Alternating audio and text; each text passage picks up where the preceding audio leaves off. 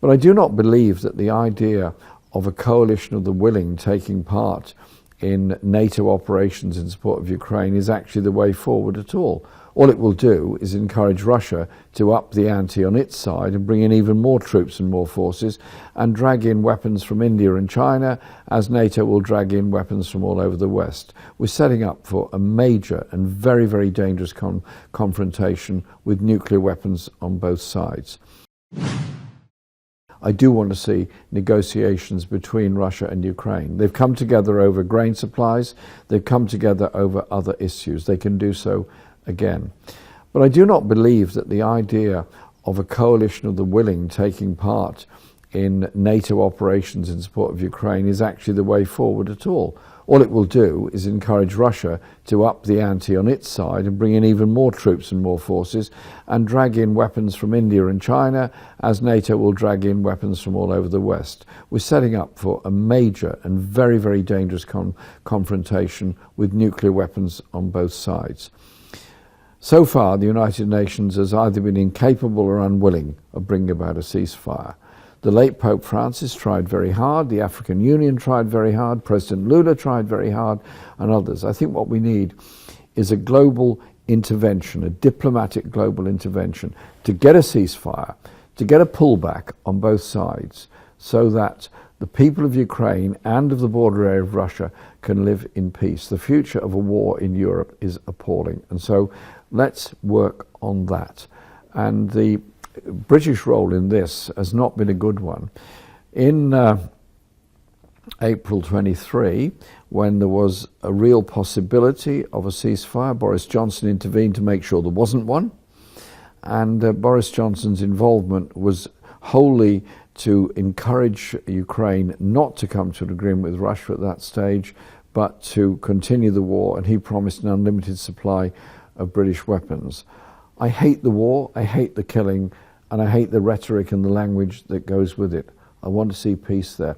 The people of Ukraine, the people of Russia, are not going to achieve anything if this war carries on. It has to stop. The fighting has to stop. The killing has to stop. And there has to be an agreement. It can be done, but it's got to be done very quickly. We launched Your Party because I think the people of this country need to have the opportunity of supporting and working with an alternative to the three main parties in Parliament, all of whom essentially follow the same economic agenda, the same social agenda, and equally importantly, the same international agenda. And so I think there's a need for an alternative. So we decided to launch Your Party, set around the principles of social justice in this country, public ownership of major services and utilities, adherence to net zero targets by 2030, a society based on equality and human rights, and crucially, an international strategy that's dedicated towards peace, not war, and support for the people of Palestine, as well as reining in the arms trade and the arms industries around the world. In this country, Nigel Farage and the far right are quite powerful. They're even more powerful in France and Spain, Germany, Italy, Austria, all over Europe. And that's because too many political forces on the centre-left concede ground to the far right. We are not conceding any ground to them whatsoever. We have to deal with the issues of poverty, of bad housing, of underfunding. You deal with that by tackling inequalities in society. You don't deal with that by joining in the routine abuse of refugees and asylum seekers. We're not going to do that. The Labour vote was 34% at the last general election, which was a very low percentage for a winning party. And in terms of actual votes cast, even less than Labour achieved under my leadership in 2019. Labour support has now slumped, according to the latest opinion poll, to less than half that figure. It's now at 16%. And it looks to me like it's going to be going down further.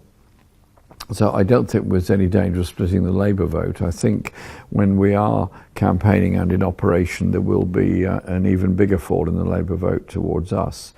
Well, the mainstream media will always attack anyone that proposes any radical alternative. I've been personally attacked for many years by the mainstream media, and in particular during my time as leader of the Labour Party, when the most disgusting, disgraceful and foul allegations were made against me. And we carried on. We carried on with our public meetings, our rallies and our social media message. And to some extent, you can bypass the bile of the right-wing media by direct appeal to people, but only to some extent.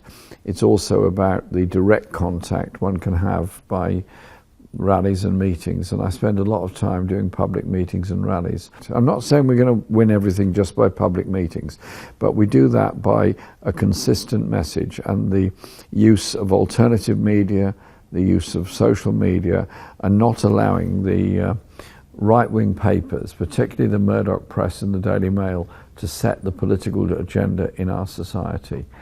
They've gone complaining about refugees and boat people for years, even though there's actually a very small number of them. They've complained about them for years.